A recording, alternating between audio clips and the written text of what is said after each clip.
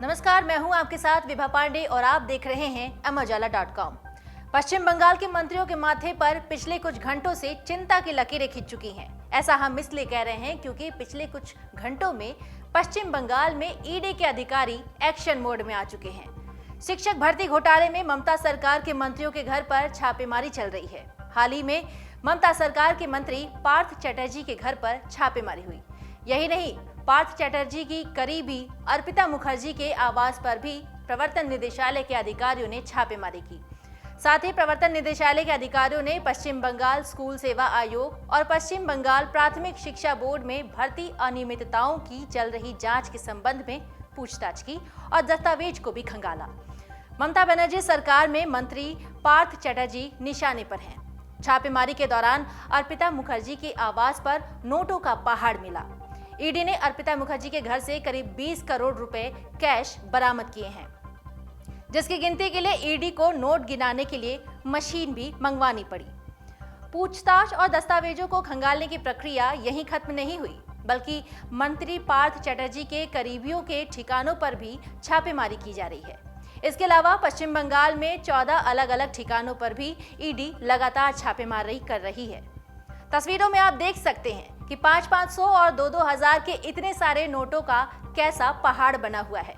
इतने नोटों का पहाड़ देखकर ईडी के अधिकारी भी भौचक्के रह गए। ईडी के अधिकारियों को कैश में मिलने का अंदाजा तो खूब था, लेकिन नोटों का पहाड़ बन जाएगा इसका किसी को भी अंदाजा नहीं था।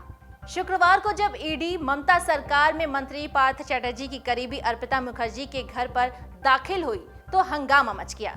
चलिए आपको बताते हैं आखिर अर्पिता मुखर्जी कौन है। अर्पिता मुखर्जी ममता सरकार के मंत्री पार्थ चटर्जी की करीबी हैं। अर्पिता मुखर्जी बांग्ला फिल्मों की एक्ट्रेस रह चुकी हैं। बांग्ला फिल्मों के सुपरस्टार प्रोसेनजीत के साथ कुछ फिल्मों में साइड रोल करने के अलावा अर्पिता ने उड़िया तमिल फिल्मों में भी काम कर चुकी हैं। वो कई सालों से नक्टला पूजा का प्रचार भी कर रही हैं। उन्हें बेहाला वेस्ट सेंटर में पार्थ चटर्जी के साथ प्रचार करते हुए भी देखा गया था। वो पिछले कुछ सालों से दक्षिण कोलकाता में एक लग्जरी फ्लैट में रह रही हैं। अर्पिता मुखर्जी ने बांग्ला फिल्म अमर अंतरनाड में भी अभिनय किया था। उन्होंने अपने फिल्मी करियर में ज्यादातर साइड रोल ही किए हैं। कोलकाता की सबसे बड़ी दुर्गा पूजा समिति जिससे पार्थ चटर्जी जुड़े हुए हैं, अर्पिता मुखर्जी उस पूजा पंडाल का हिस्सा और प्रमुख चेहरा रह चुकी हैं। पार्थ चटर्जी के साथ कई तस्वीरों में भी नजर आ रही हैं। आपको बता दें कि अर्पिता मुखर्जी के घर से जब नोट निकलने शुरू हुए तो इस पर सियासी गलियारों में भी कोहराम मच गया। ईडी की कार्रवाई पर बीजेपी नेता शुभेंद्र अधिकारी ने ट्वीट करके नोटों का पहाड़ भी दिखाया है और पार्थ चटर्जी के साथ अर्पिता मुखर्जी का फोटो भी शेयर करते हुए कहा है कि पश्चिम बंगाल के पूर्व शिक्षा मंत्री की सहयोगी हैं, जहां शिक्षा मंत्रालय के लिफाफों के अंदर करोड़ों रुपए की नकदी का ढेर है। अब जरा आपको शिक्षक भर्ती घोटाले के बारे में बताते हैं। दरअसल एसएससी के माध्यम से शिक्षकों की नियुक्ति के लिए करोड़ों रुपए का लेन देन किया गया था। जब ये घोटाला हुआ था तब उस समय पार्थ चटर्जी शिक्षा मंत्री थे। उन पर आरोप है कि शिक्षकों की भर्ती के लिए उस समय रुपए लिए गए और करोड़ों का लेन देन हुआ।